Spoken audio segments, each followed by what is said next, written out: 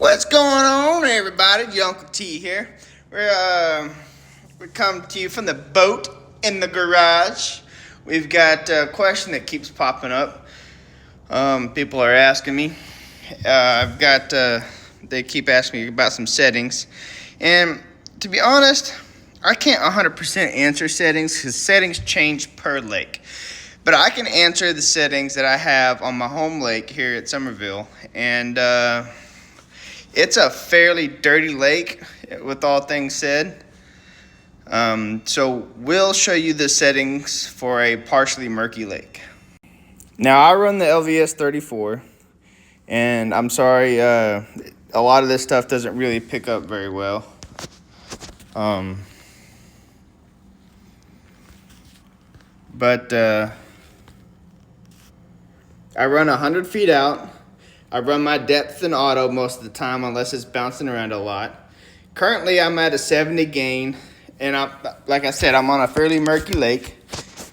Every lake, this is the adjustment. You got to adjust quite a bit. I'll go over here to options,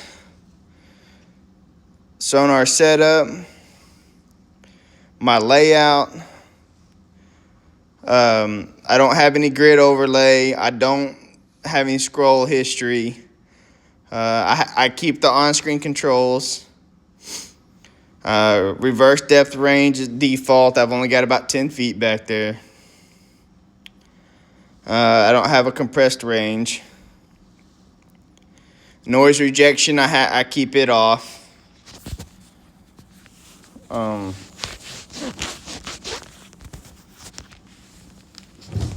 Noise rejection's off. Ghost is off. TVGs, I always keep that off. No reason to have that. I don't have any data overlay. I leave that off. We'll come to appearance.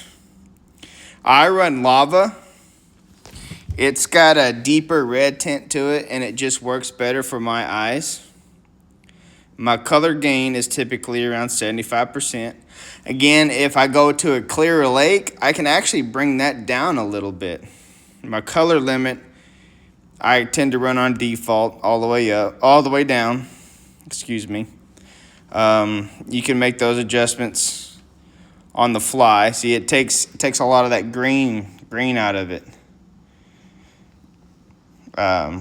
When you're on the water, it tends to help out. But I don't mind a little extra grain because it just makes everything pop that much more. Clear lakes, you can probably add some. And for me, that's about it. I don't have any bottom feel because I want to see the fish when they're coming just off bottom. You know, the little flickers down there on bottom. I want to see those flickers. And I don't run a trail because it clutters the screen up a lot, and it just does not help me in any way. It renders what I see. That's how I run my live, my forward scope. I do have my Lowrance set out in scout mode, but I don't really use it very much.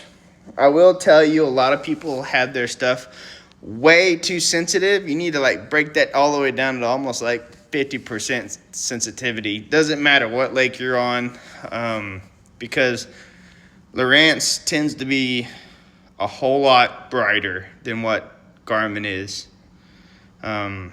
So hope this answers a few questions. If you have any more questions, if you'd like to see the Lowrance, let me know.